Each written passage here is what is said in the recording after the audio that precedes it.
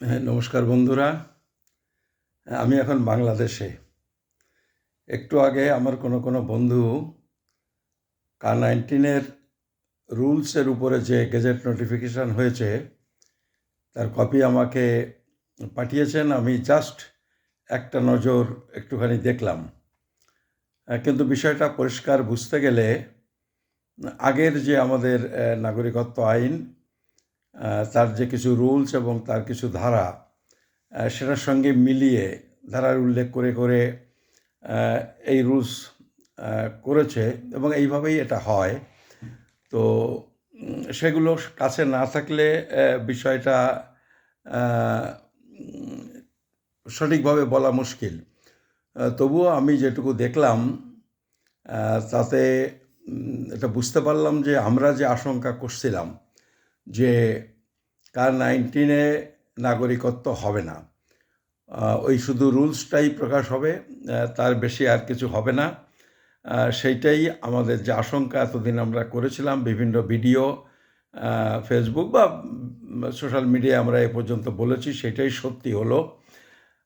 এরা 2014 সালের আগে এসেছেন, যিনি আবেদন করবেন তিনি যে 2014 সালের আগে এসেছেন তার প্রমাণপত্র অ্যাপ্লিকেশনের সাথে জুড়ে দিতে হবে।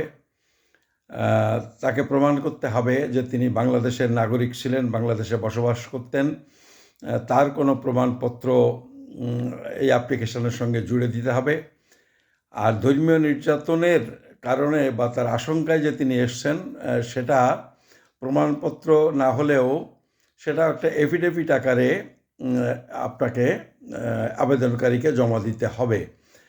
তো এবং তার সাথে আর একটা কথাও জুড়ে দিয়েছে যে এই যে এফিডেভিট, সেই এফিডেভিটে যেটা তিনি বলবেন সেটা যদি কোনো কারণে মিথ্যে কথা তিনি বলেন, তাহলে কিন্তু তার পরবর্তীকালেও নাগরিকত্ব দেওয়ার পরেও যদি এটা প্রমাণ হয় তিনি মিথ্যে কথা বলেছেন, তাহলে সেটা কিন্তু বাতিল হবে।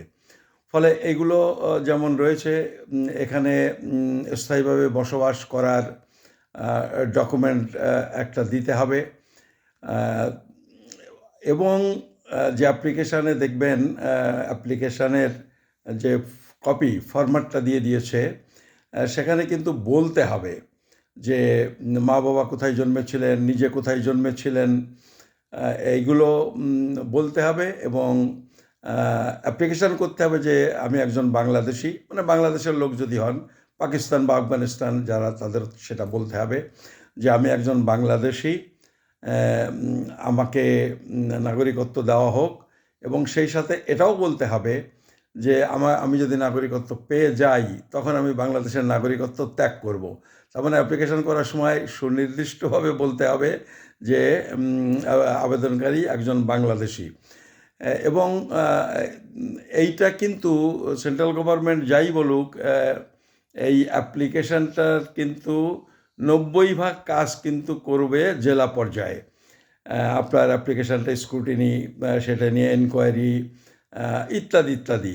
এবং সেইগুলোতে সন্তুষ্ট হয়ে যদি জেলা থেকে এটাকে রেকমেন্ড করে, তারপরে গিয়ে উপরের কর্তৃপক্ষ যারা, তাদের হাতে এটা যাবে। ফলে পুরো ব্যাপারটাই কিন্তু থাকছে জেলা কর্তৃপক্ষের হাতে। এবং যে প্রক্রিয়ায় অফিসে কাজ হয় তাতে আমাদের ধারণা এই পথে, এবং যে সময় 2-4 জন পেলেও যে সময় লাগবে, তাতে আমরা পরিষ্কারই এতদিন বলতাম আমরা একটা আন্দাজ করে, কারণ জানতাম না রুলস কী হবে। এবার রুলসটা দেখে মোটামুটি আমি বলতে পারি যে এই পথে নাগরিকত্ব সমস্যার সমাধান হবে না। ফলে এখন বিজেপি নানান রকমের কথা বলে ভোটটা নেওয়ার চেষ্টা করবে। এইটাতে কিন্তু বিভ্রান্ত হলে ভুল হয়ে যাবে, ঠকতে হবে। ফলে এখন যে অবস্থা দাঁড়ালো, তাতে এটা পরিষ্কার হয়ে গেল যে আমরা দীর্ঘদিন থেকে যে একটা ভিত্তিবর্ষ দাবি করে আসছিলাম, যে সেই ভিত্তিবর্ষের আগে থেকে যারা ভারতে বসবাস করে তাদের নাগরিক বলে ঘোষণা করে একটা নূতন আইন তৈরি করা। এখন এই রুলস বেরোবার পরে সেই কথা আরও জোর দিয়ে বলছি, সেইটা ছাড়া কোনো পথ নেই। এবং তার সাথে আমরা আরেকটা নতুন কথা বলছি, আমরা আগে ভাবছিলাম 14 সাল কাট অফ ডেট হলে হয়তো হয়ে যাবে, কিন্তু এই যে আধার ডিঅ্যাক্টিভেট করা এবং ঠাকুরনগরে দেখেছি অনেক ভোটার তালিকা থেকে নাম কেটে দেওয়ার নোটিশ এসেছে, সেই নোটিশের কপি আমার কাছে আছে। তো এইসব দেখে আমাদের মনে হচ্ছে যে এখন ভিত্তিবর্ষটা এইরকম হওয়া দরকার। এটা আমার ব্যক্তিগত মত। আমরা সংগঠনে আলোচনা করব 20 তারিখে, এই মাসের 20 তারিখে আমাদের কনভেনশন আছে মৌলালী যুবকেন্দ্রে, সেখানে আমরা এটা নিয়ে আলোচনা করব। আমি ব্যক্তিগতভাবে মনে করছি যে এখন হওয়া উচিত যে যারা অলরেডি ভারতবর্ষে চলে গেছে এবং ওখানে স্থায়ীভাবে বসবাস করে, তাদের সবাইকে নাগরিক ঘোষণা করে একটা আইন তৈরি করা, এবং প্রয়োজনে আপনারা অনেকে জানেন 64 সালের জানুয়ারি মাসের প্রথম সপ্তাহে একসময় গভর্নমেন্ট এই বর্ডার সিল করে দেওয়ার সিদ্ধান্ত নিয়েছিলেন। তো প্রয়োজনে আবারও সেই বর্ডার সিল করে দেওয়ার, তখন বর্ডার সিল করার বিরুদ্ধে উদ্বাস্তু নেতৃবৃন্দ লড়াই করেছিলেন। কিন্তু আমরা এখন বলছি, বা এটা আমার ব্যক্তিগত অভিমত, যে বর্ডার সিল করে দিয়ে যারা গিয়ে পড়েছেন তাদের সবাইকে নাগরিক ঘোষণা করে তাদের জাতীয় পরিচয়পত্র ইত্যাদি দেওয়া পর্যন্ত বর্ডার সিল করে দিলেও তাতে আপত্তি আমাদের না থাকা উচিত, যে অন্তত যারা গিয়ে পড়েছে তাদের সমস্যা যেন মেটে। আমরা এই মর্মেই আমরা 20 তারিখে আলোচনা করব। তারপর দেখা যাক 20, 22, 18 কি একটা সবাই মিলে একটা কাট অফ ডেট ঠিক হবে না, আমি যেটা বলছি এইটাই সেখানে গৃহীত হবে। আপনারা সবাই ওই কনভেনশনে আসুন। ওই কনভেনশন কিন্তু অত্যন্ত একটা গুরুত্বপূর্ণ কনভেনশন, হয়তো ওইটাই ভিত্তি হবে। আজকে আমি আপনাদের বলছি, আমি 2004 সালে আন্দোলনটা শুরু করেছিলাম বলে আজকে যত কথাই শান্তনু বলুক, যত কথাই ঠাকুরবাড়ির অন্যান্য নেতৃবৃন্দ যাই বলুক, তারা কিন্তু নেতা হয়েছে ওই আমাদের সেই আন্দোলনে। নিশ্চয়ই আমি উদ্যোগ নিয়েছিলাম, সমস্ত মতুয়া মহাসংঘ সেই আন্দোলনে অংশগ্রহণ করেছিলেন, কিন্তু সেই উদ্যোক্তা কিন্তু আমি ছিলাম। এবং আমি সেটা যেরকমভাবে বুঝেছিলাম আজকেও বুঝতে পারছি যে আজকে যে অবস্থা হয়েছে, হয়তো এই 20 তারিখের কনভেনশনই আবার একটা মাইল ফলক হিসেবে কাজ করবে। ফলে আপনারা ওখানে আসুন এবং ওই দিন আমরা একটা খুব ঠান্ডা মাথায় চিন্তা ভাবনা করে একটা যাতে সিদ্ধান্ত নিতে পারি।